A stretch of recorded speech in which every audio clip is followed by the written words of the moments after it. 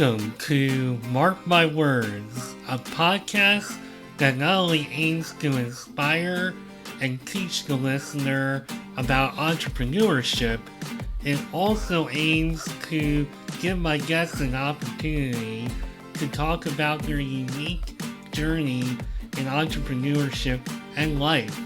So join me and my guests as we meet at the crossroads on Mark My Words.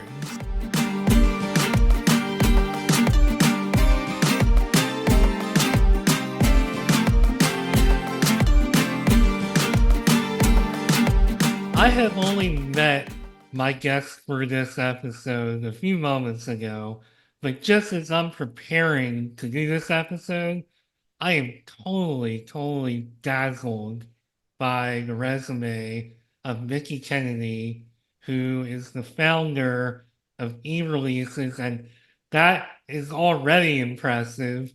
And that's only scratching the surface because he also holds an MFA in creative writing, among other things. And I love the one blurb on the eReleases website about his creative writing experience.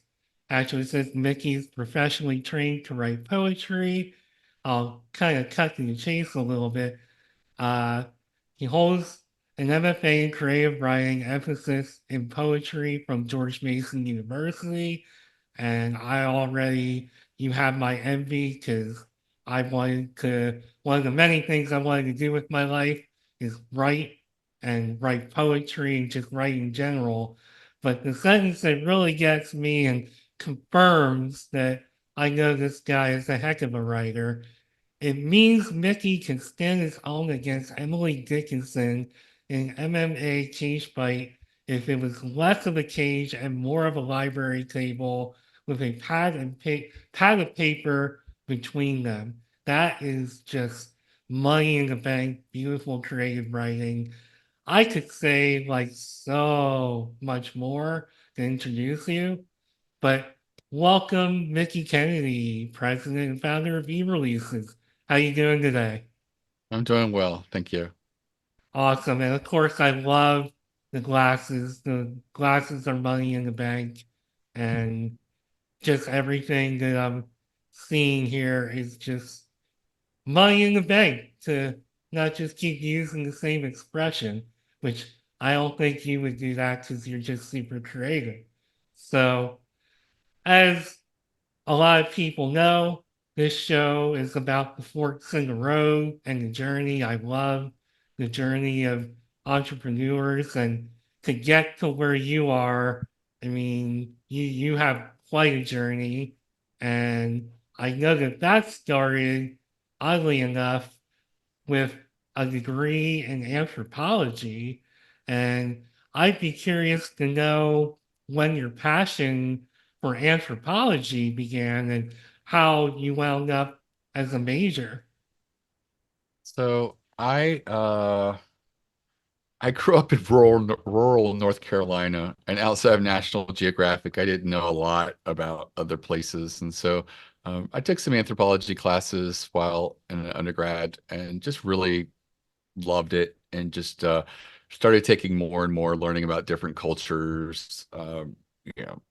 Everything from Central and South America to the Inuits and just Papua New Guinea. It was fascinating, and I just really enjoyed learning a lot about different cultures and different ways in which people live, and all the different traditions that we have in different places.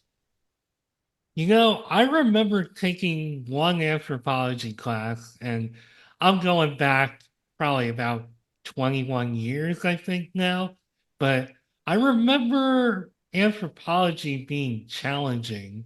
So I really respect the fact that you not only had the curiosity, but you tackled and followed through on something that I personally found a little challenging to study. So that's really cool that you did that. And just the curiosity there is really neat.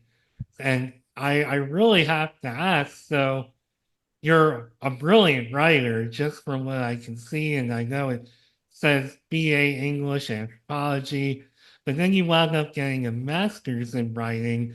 Did you know that you had passion for writing? Did you know you were good at it before? How did you wind up deciding to go back for that?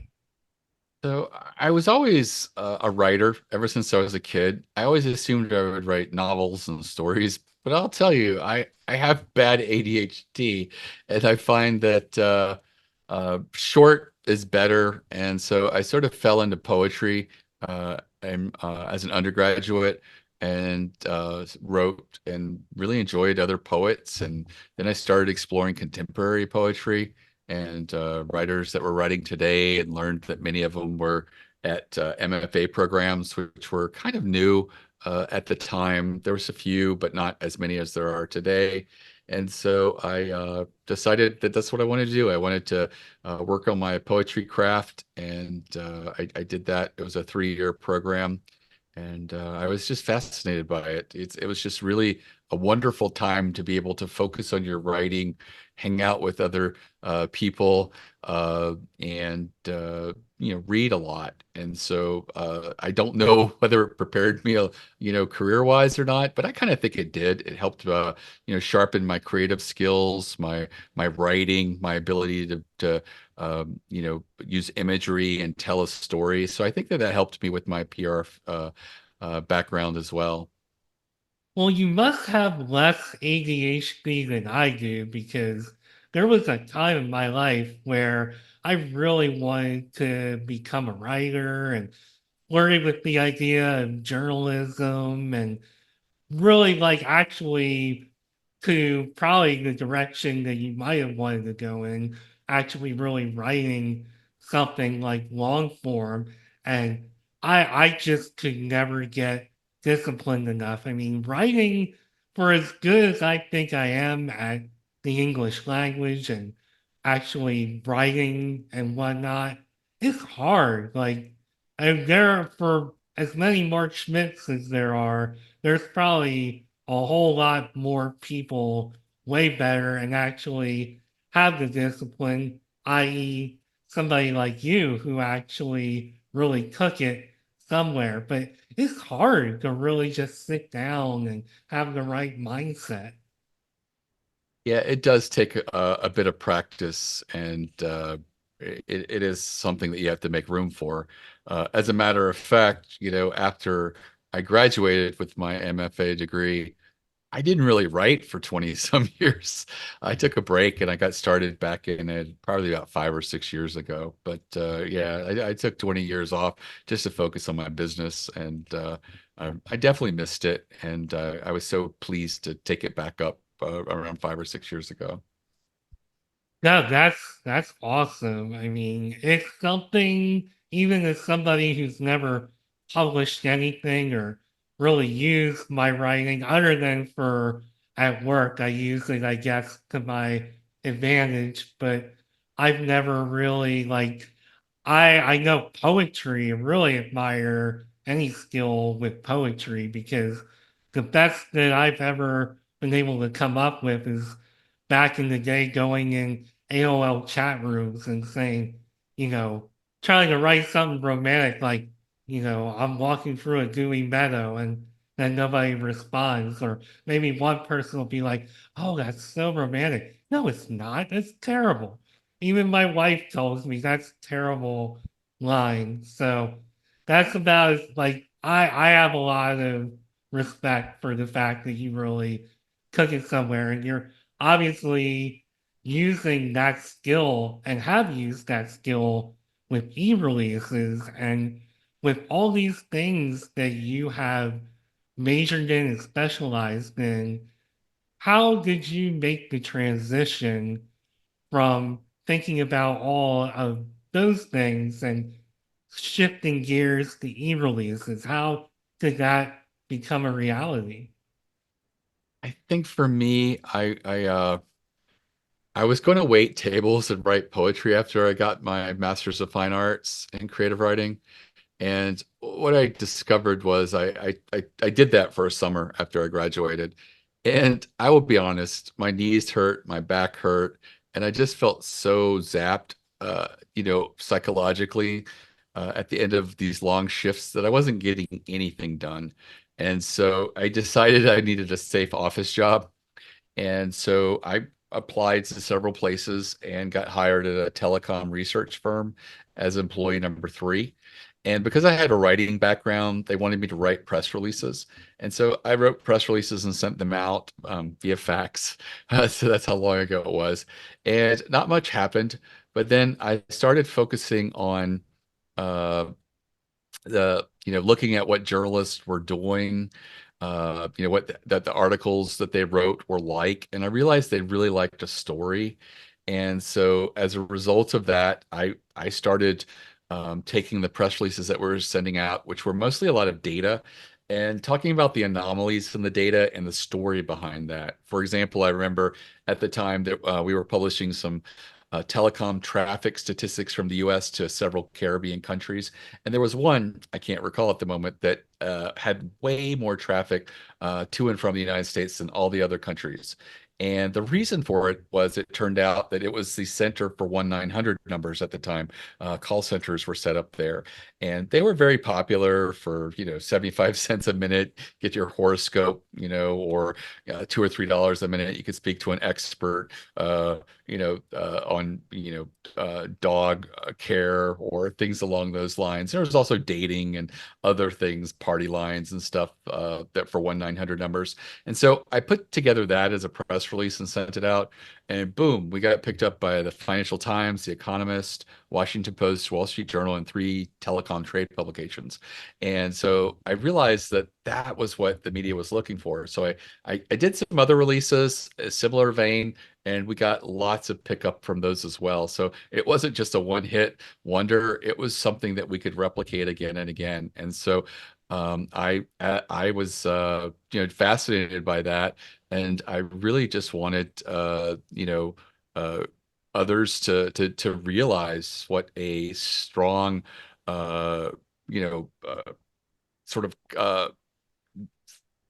asset it could be to invest in the media and build this credibility and get this media pickup, because you get new customers, leads, but then you take these articles and you share it with your existing customers and your leads, and it excites them and it makes them feel like they're working with the right company. And if they are a lead, they're more likely to convert after reading these articles, because they just really feel like you're doing something that's extremely important, and it makes you stand out as an authority and have some leadership in your industry and marketplace. And I feel like to be an entrepreneur in a lot of ways, you almost have to like answer a question or solve a problem for people. And I Mhm. feel like you're solving a problem and answering a question for a lot of people, because this is, I certainly don't have a gift for writing press releases. I never even thought about doing that in my entire life. And one thing I think you should do is actually define what a press release is. I think you did a little bit in the Sure. last bit, but let's break it down. Let's define it. Sure. So basically, a press release is an announcement to the media. Hopefully, it's one that you think is newsworthy. It has a title, um, opening paragraph. It's usually between 400 to 600 words. There's usually a media contact, and it's usually written in the third person. You might have some language in the first person, but it's usually within a quote. And so it's like, Microsoft launches new software platform, to focusing on accountants or something like that, and then it describes what it is, and you're really trying to put the most important information at the top as sort of like an inverted pyramid, and you're really just trying to take what is important to you and announce it to the media, ideally in a way that they're going to be energized and want to share it with their audience. Journalists are looking for stories that either entertain or educate their audience, and ideally, some stories that do a little bit of both. So, don't always look at what is important to you. Like we've released a new product, we want to sell a lot, so therefore this is important to us.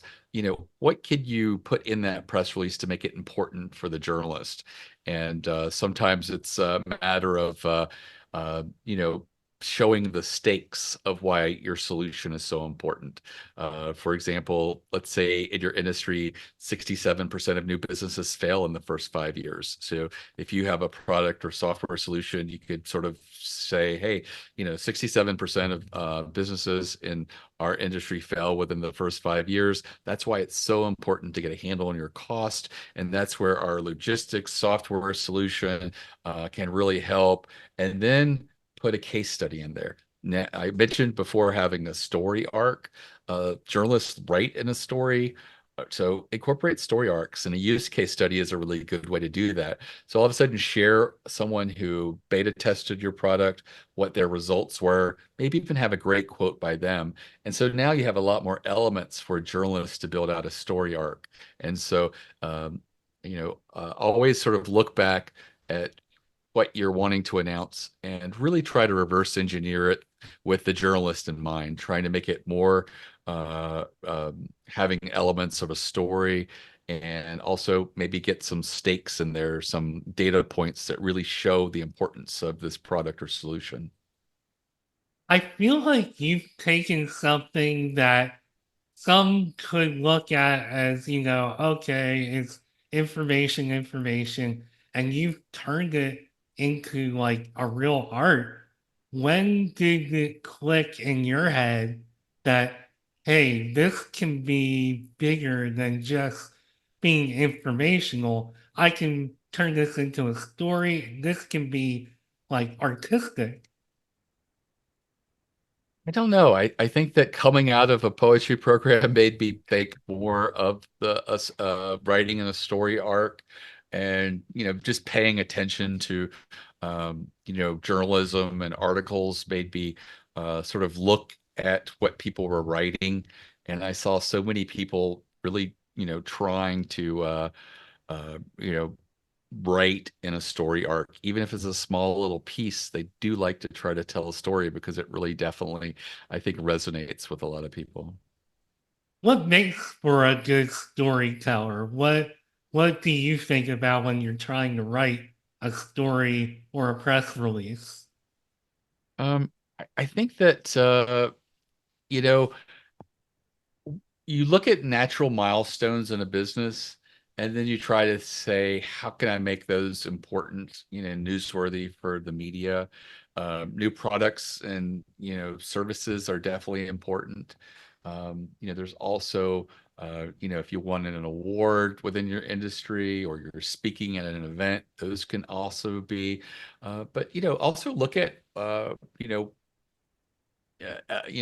combining additional things within the press release that might make people more likely to engage with you.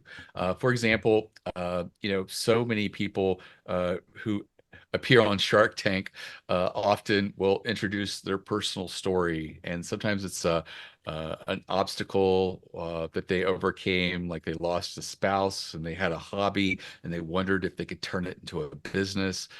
If not, they often share, I was, getting in college and I met my best friend, and it's just a very entertaining story. And I think the reason that so many people on that show do that is because it's a really great way to immediately identify with them. It gives you this emotional response, this human interest element where you have immediate empathy. And so, are there opportunities for sharing your story? And maybe that's not the focus of the press release, but I said it's the most important information going down. And there's usually a boilerplate at the bottom. We recognize it as saying about, it's usually about the person or about the company. And, Microsoft will have a little section at the bottom that says about Microsoft, and it'll be like their elevator pitch, something that they just recycle and use again and again, that just very succinctly in 2 or 3 sentences says what Microsoft is about. And that's a place where you could maybe incorporate some elements of an interesting story that you have, and make it more likely that when someone reads that, they'll really identify with you and feel for you and get that empathy, because that really is important. And I think that a lot of people feel that uh, business press releases should be all completely professional. I know a lot of small businesses that make up people. They'll make up a press contact because it's just them and their business, and they don't want to list themselves. And I'm like, the media doesn't care. As a matter of fact, the media will often seek out unknown companies, which are usually small businesses, little startups, because they know that their audience really wants to be exposed to new and interesting things and see the journalist as a curator. And so, if the journalist is always talking about the Googles and the Apples and the Microsofts of the world, they don't get a lot of accolades and appreciation from their audience because everybody pretty much knows them. And all of those companies do enough advertising that at the end of the day, there's very little that they have that's new that we sort of don't know about. But if there's a new product or solution or software that the journalist is talking about, and it's from a new company, and even if it's a one-person company, people appreciate it because generally they didn't know about it to begin with until that journalist put the spotlight on it. And for that reason, being really small is an advantage with the media, and don't feel that you have to hide yourself and appear to be more professional and a bigger corporation than you really are, because it's completely appropriate to be a one-man show and list yourself as the media contact. I don't think it's going to hurt you any bit as far as getting media attention. I think that is really amazing advice. I mean, just because you're a small company, don't minimize where you are. Like, everybody has to start somewhere. I mean, look at how I got started. Got started with a microphone, a Zoom, a lamp. I mean, I have very basic setup here and have pretty much maintained that. But I could probably make it even more elaborate. I haven't worked in all that in the budget. I'm getting a little off track here, but I guess my point being is that I myself, being like a smaller podcast at this point, I'm not ashamed to just say I'm the only one behind this. I am the go-to. You need to reach somebody for this show.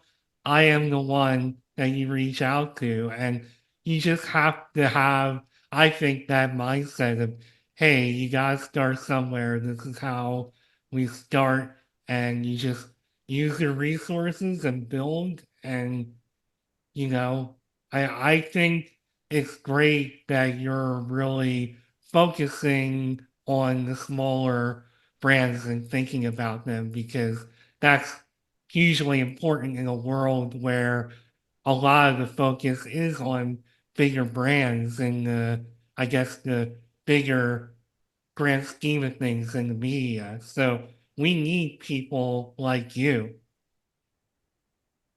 Thank you. And yeah, I guess my segue from there is to really kind of talk about the actual startup of e-releases while we're talking about getting started and gaining momentum. And we're going back to like 1999, late 90s. So back then, I certainly wasn't thinking about being an entrepreneur, and I think a whole lot less people were thinking about it as well. What was the process for you, and how did you just get yourself going, get the confidence, get the strategy for what you were going to do? It's a lot of questions all at the same time.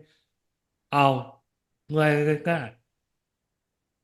So I think for me, I had worked for a telecom company, and I had the idea for emailing journalists because at the time I was faxing, and all of a sudden I started getting a lot more calls with journalists excited saying, "Hey, could you email me these releases in the future?" And so I did, and it was made me think, oh, I can get a lot of journalists' emails by asking them and ask if I could send them releases. And so I did. I spent about a year just networking with journalists on message boards and websites and asking them if I could email them press releases in the future. And it took about a year, but I got 10,000 journalists who agreed. And so I just started the business as a matchmaker. I did it in the evenings, and um, eventually I reached a point that I felt comfortable enough that I could leave the telecom company and focus on just press releases. Over the years, PR Newswire reached out to us and said, "Hey, we like what you're doing. The people that you're servicing and the price points that you're offering." They're not something that would attract any of our salespeople. And maybe there was a way in which you could offer maybe a city or state distribution to all of your customers. And I really pushed back and said, "Hey, these guys deserve national media attention." And the Newswire charges over $1,600 to move a press release nationally over PR Newswire. And I was asking for that, and my customers were paying just like $300 at the time. And surprisingly, the Newswire kept coming back and trying to figure out how we could make it work. And I noticed, having visited them, that they talked about having an overnight editorial team that didn't do very much, but they had to be there in case there was breaking news, an accident, a recall. They needed to get some news out to Asian markets. And so I suggested that I take all of my releases and start scheduling them for next business day. And then that would give their overnight team the ability to work on them and set them up without it costing them additional labor. And so after that, they finally agreed to allow all of our releases to go out nationally. And today, every press release on eReleases goes out nationally over PR Newswire. It's the oldest and largest newswire for press releases. And again, what is a newswire? When it comes to press release newswires, there's basically two in the United States. It's a duopoly. It's Business Wire and PR Newswire. There's a lot of companies that have Newswire in their name, and they say you can issue their release, and they do syndication where they put your press release on websites that no one reads and locations on websites no one sees, and they do other kinds of things, but they're not really a platform that reaches journalists. In the US, it's PR Newswire and Business Wire. The third one that tried to make a hold was Globe Newswire, and journalists are busy, they're under a lot of pressure, and to expect them to go to a third pond to fish for stories is too much of an ask. And so Globe Newswire pivoted and now focuses on largely publicly traded customers who are looking to meet SEC disclosures, and they really don't want journalists looking at their numbers too closely. So they're fine without reaching a lot of journalists. And so, all of our releases go out over the wire. And I'd mentioned that, there's two in the US that the journalists go to. They have access where they can look at a feed that is just the content that they're interested in. It could be just the industry feed, or they can sort of fine tune it by setting up keywords and exclusions so that the feed is really specific to them. And that makes the newswire so valuable to journalists and why journalists really love them. I mentioned that I got started with email. They do not like email anymore because what has happened in the last 25 years is media databases that people pay $5, $10, $20,000 a year to get access to. And when a golf club company pays $10,000 for a media database annually, and they see that there's only 2,400 journalists that cover golf products, they talk themselves into say, "Hey, let's send this to banking and business journalists because, hey, bankers and business people buy, they play golf clubs and they buy golf products." And the thing is, the journalists are the ones that cover business activities or banking activities. They don't cover golf clubs. Even though some of their audience might certainly play golf. And so as a result, most journalists, their inbox is just chaos. And there's so much off-targeted press releases and so much spam that even PR firms are having a difficult time getting their pitches to the journalists. And so they're having to pick up the phone. And, a lot of journalists don't like the phone calls, but they have to play it and say, hey, we sent you a pitch. Could you check that you got it? And they'll have to go find it and all the spam. So it's very difficult. And that's why the news wires are more important today than they've ever been. And, not just traditional media have access to the wire. There are people in the fashion world on Instagram who get access to the Newswire's feed and use that. I follow a guy on TikTok called the Snackalator who does a weekly roundup of fast food stuff and then also snacks that are hitting grocery store shelves. And he will, pull up the images and say, "Hey, I can't tell if this is a glaze or not because this is just the image from the press release I pulled off the wire. But I really look forward to seeing it when it comes out, and I'll let you know what I find out." And so, he's using press releases because it gives him instantaneous, right when the company launches the product, they release the press release, and it gives him early access to all of these things that he's then able to share with his audience. And so, media is evolving, and a lot of it is being usurped by social media, but that's okay because social media is getting these press releases and using that content as well.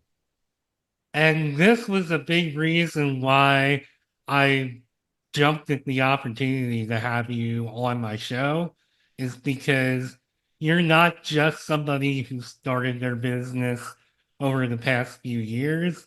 You've been through like a whole generation of changes and lots of things going on, which are also known as changes.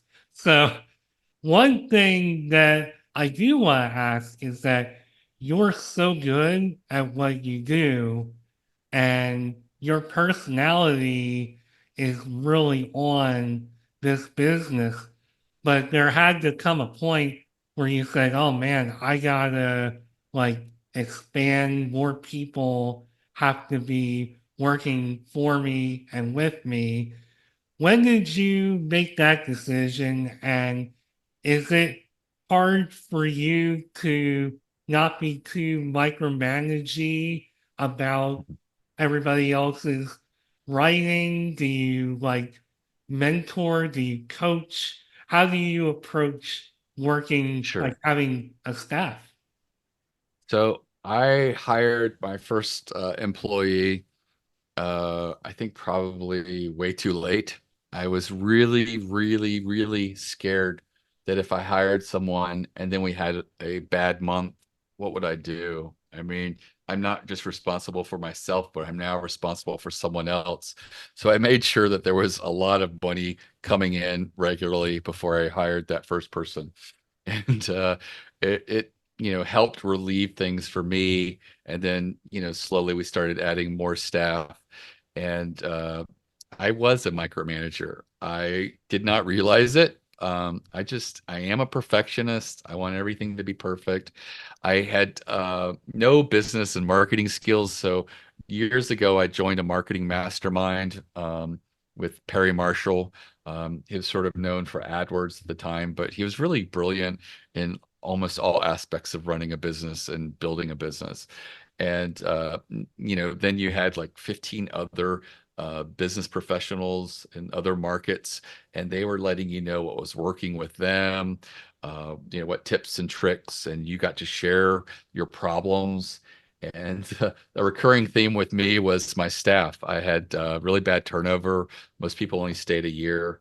I was never happy with them. And finally, one of the people in the mastermind was an HR consultant. And she's like, I only work with large corporate clients, but I could probably figure out what's wrong with your business. I could interview your staff, interview your customers, and look at your job postings and figure out why you're bringing in the wrong people. And she came back and said, hey, you know, uh, I've figured it out. Your customers love your staff. Your staff like their job, but they hate working for you because you never praise them. You always tell them what they could be doing better, and you're always being a perfectionist. And so, um, I tried to rehabilitate myself, but I knew like in one day that it wasn't going to work. I found myself when someone got off the phone coming up behind them and say, "Hey, next time," rather than say opening with the word no, say, while we don't offer a local only distribution, we do offer local saturation on top of our national distribution. And I said, it's just nice to not have to use the word no if you don't have to. And I just realized, oh, I can't help myself. So I gathered all the employees, and there was one employee that everybody looked to because she was a little bit older and had been there the longest. And so I just said, if you have any questions, report to her. If you have any questions for me, you know how to reach me by phone and email. But I'm going to go work from home and focus on the advertising and the strategy of the business and leave you to run the day-to-day operations. And I did that. And most everybody that was there at that time, which was April of 2015, they're still there today. And now my interactions with the staff are they see me as the fun boss who pops in from time to time for book club or taking them out for meals, or we do a week at the beach every year. And I get to hang out with them, and it's fun. It's not me, breathing down their neck and trying to drive them to be perfect. And what I realized is that not every employee is going to answer every question the way you would, and that's okay. As long as at the end of the day they are getting the information that's needed, to be sent to the customers, that they're able to discuss that and get that across. That's the important thing. And so I just realized that that's enough. I have a lot of education. As a matter of fact, the big thing I've been working on is trying to get my customers to do more strategic types of press releases. And I looked at all of my press releases that are successful and found patterns that you can replicate. And so I have a free masterclass at eReleases.com/plan, PLAN. And it's less than an hour long video, but it's very accessible for anybody, even someone who's just exploring PR as an option. Because if you focus on those types of releases and you do a PR campaign of 6 to 8 releases and they're strategic, it's pretty much a guarantee that at least a couple of those are going to get real earned media for you. And I take that same education and give it to my employees and let them go through it, so that they can better communicate that to the customers as well. And I find this works for me. I know that in some businesses you may not be able to get away from your staff. I don't know how I'd solve that and not be able to be a micromanager, because I just couldn't control myself with my staff. So, divorcing myself from the office and focusing on strategy and business has allowed me to basically triple the business since 2015. And, I don't think I could have done that if I was constantly looking at the staff rather than looking at the big picture and where we should be and how we should grow. Do you think that removing yourself from the office has given you a little more balance and that has allowed you to see things that maybe you weren't seeing when you were there and in the trenches a little more? Yeah, because I was constantly looking at the staff all day and figuring out, are they doing it perfectly? Are they doing it in my words? I wasn't sitting there thinking, hey, I wonder if there's a pattern between all these successful press releases. A lot of people say that press releases don't work.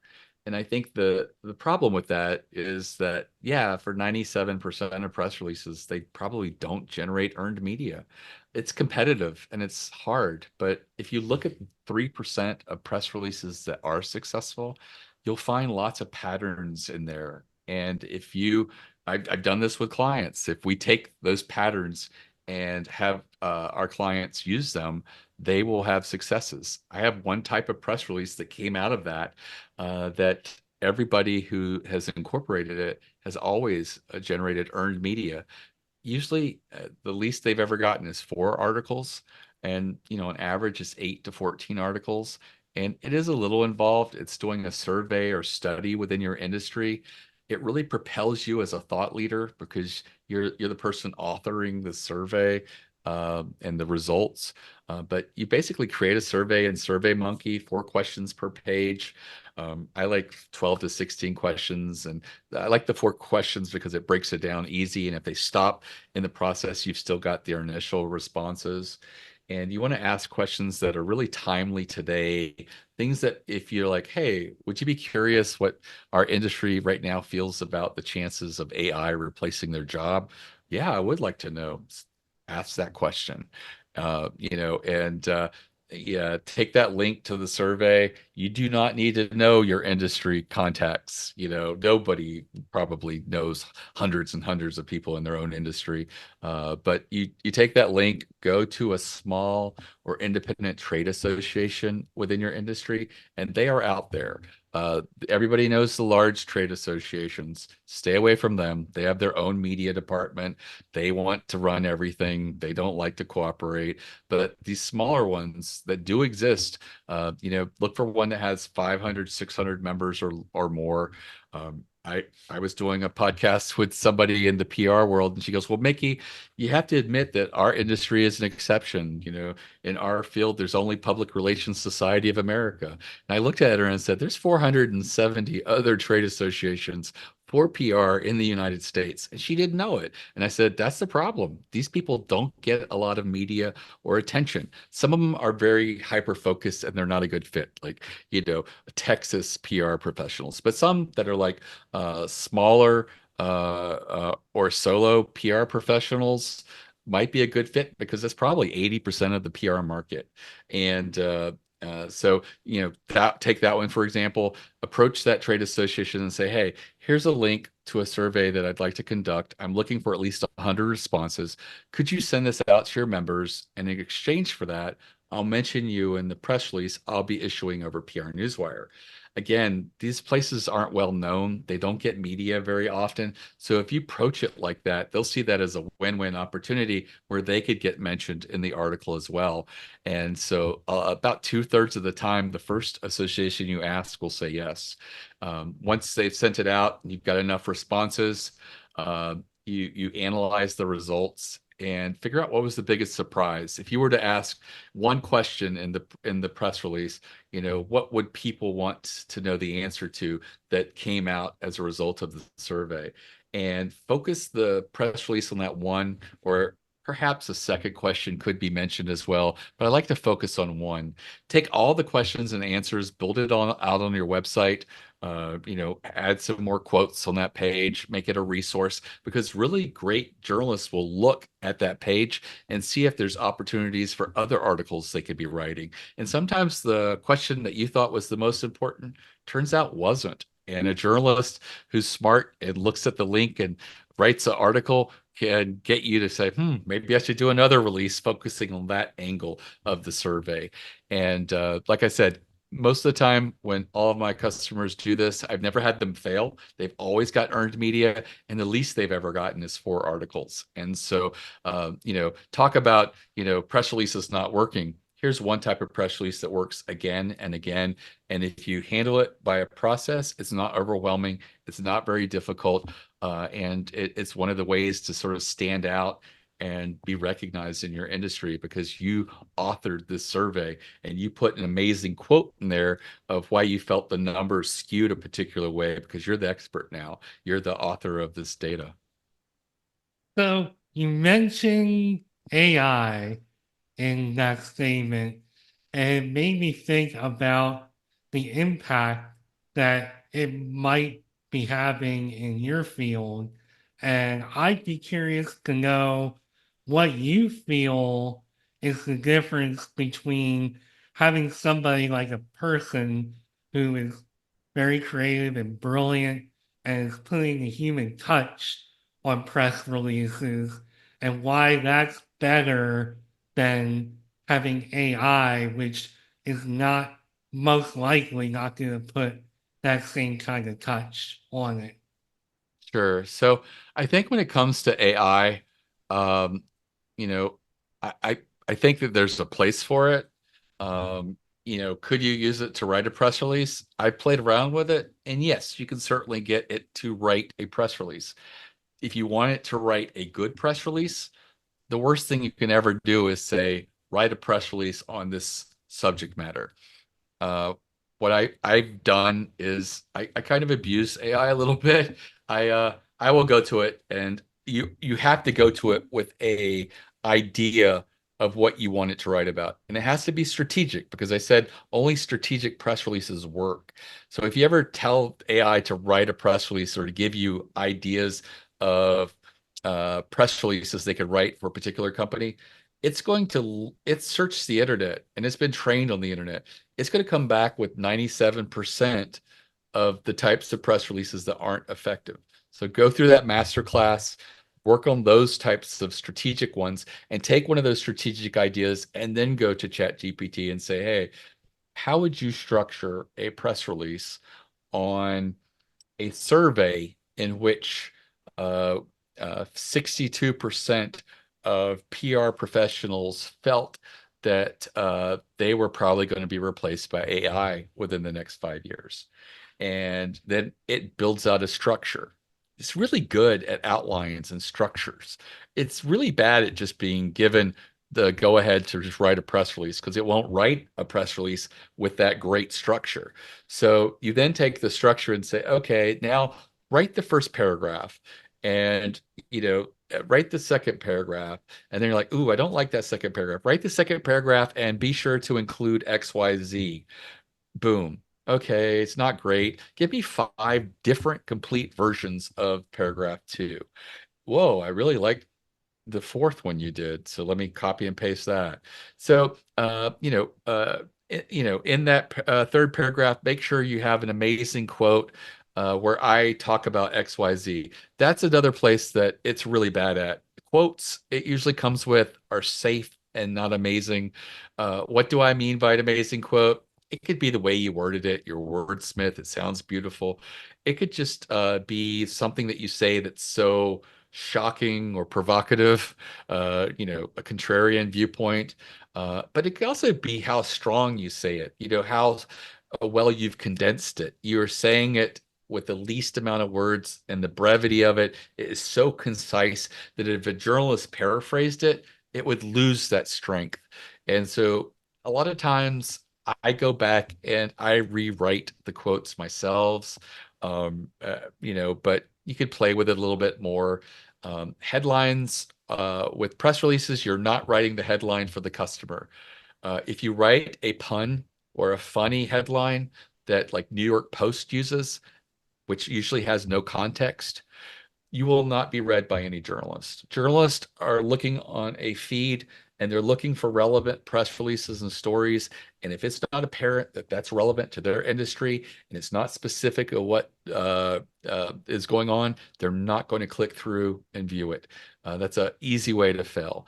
And so, work on the best press release headlines are often the most boring, but again, they get all the details of what you're announcing, why, when, where, how, why, all of that, as much as that can be answered in the headline is important. And again, don't write, a headline for a consumer. Lean on the chat GPT, say, hey, give me 10 versions of a headline for this press release. Ooh, I really liked the number five. Hey, I really liked that number five, you included XYZ. Now give me 10 versions of that headline with that element in there. So really lean on it. And I find that if you do that, you can walk away with a pretty good press release written by AI. And the great thing is the press release is not the end product. I would always feel uncomfortable if the end product was going to live on your website. Like I would never have my blog posts written by AI. I just feel like Google is smart. They can tell when something's written by humans and when it's not. But when it comes to a press release, you're writing it as a shorthand and a message for journalists to turn into an article. As long as it doesn't turn off the journalist and all the elements are necessary for them to write a story, I don't have a problem with people leaning on AI, and I think it's completely okay. I know that for small businesses, it might just be too cost prohibitive to pay someone like eReleases to write a press release, $300. And I will admit that at the end of the day, press releases are not great writing.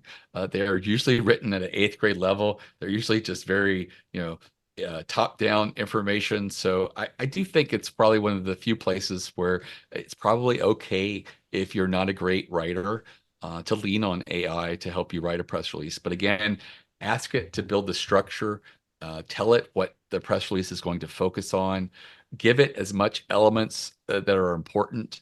Make sure you go back and look for opportunities to put data in there. If I mentioned about the importance of showing the stakes of a product, like if there's a failure rate in your industry, maybe that could be it, or maybe there's other publicly available data that's out there that you could reincorporate back into the press release.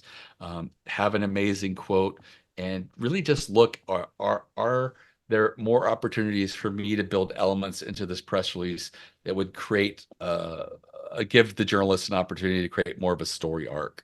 And I think that all of those you can be done, and you can use AI. But again, I think you're going to have to be involved paragraph by paragraph, and you're really going to want to lean in. That being said, I've been able to do them in 20, 25 minutes. And so it's not overwhelming, what I'm talking about. It really sounds like a lot, but, it's one of those things that you just have to play with and keep refining and getting better and getting more out of it. Well, we've heard a lot of insight on what makes for a good press release. You ever pick one up and say, "Oh, that's not really a very good press release"? What do you what to you it makes for a bad one? So I think that I used to think it was how perfectly well written the press release was. And I realize now that that's not as important anymore. It's really what you're announcing, that how newsworthy it is, how how you've positioned yourself, and are you saying something that the media wants to share with their audience. Journalists are largely gatekeepers, and you have to be able to break through that.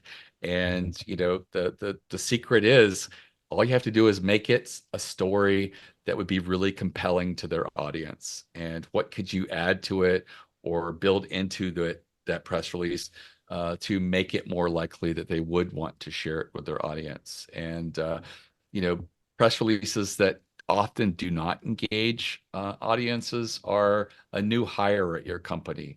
The big exception is you have a new president or executive, or you pulled in an industry veteran who retired 5 years ago, and everybody loved that person, and now they're coming in, to be a member of your business. That's important. I could see you doing a press release, but I would say probably 99% of the press releases we get for personnel changes are low-level people, like an associate in HR, and the media is not really interested in that.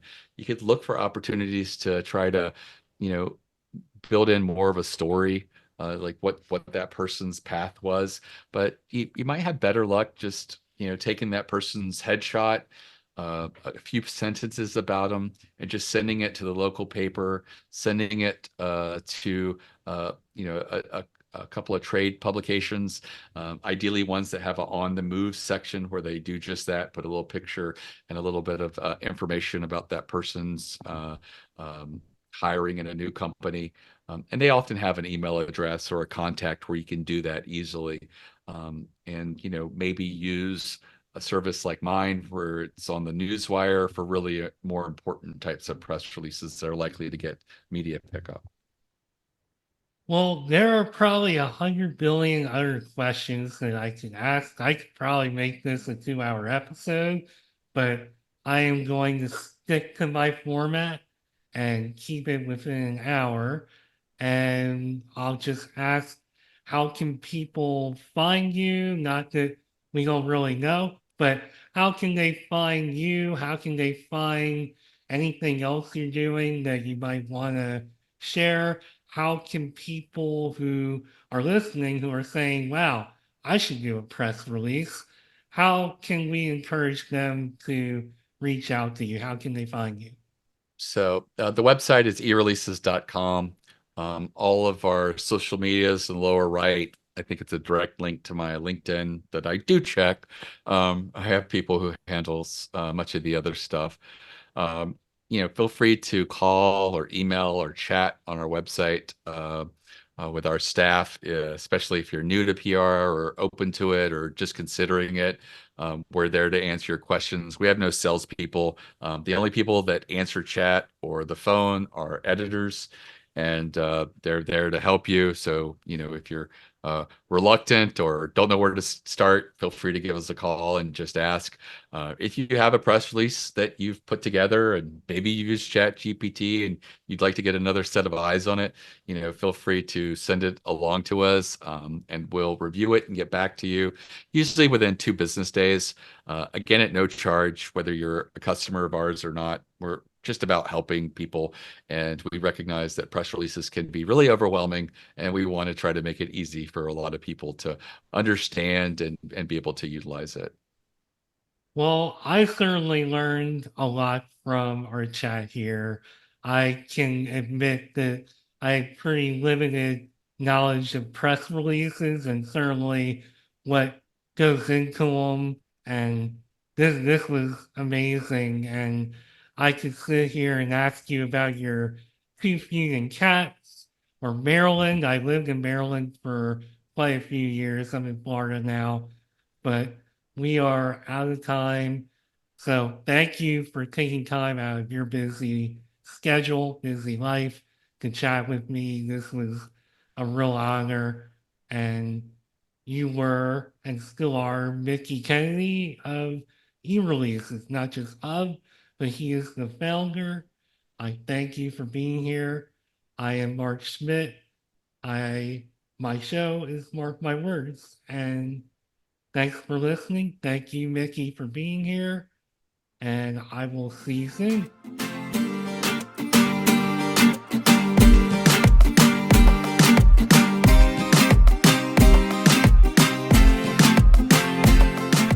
Thanks again for taking time out of your busy day to listen to Mark My Words. If you would like to connect with me beyond the show, you can find me on LinkedIn at Marc Schmidt, where I will be talking about entrepreneurship, careers, and anything else that is on my mind. You can also connect with me on Twitter and Instagram at Nimrod1979 and Nimrod79 respectively. This podcast also has a page on Instagram at Mark My Words. And finally, if you want to leave me a voicemail or check out what I'm up to with the podcast, come find me at podpage.com/mark-my-words. Thanks again for listening, and I'll be back with a new episode soon. Bye for now.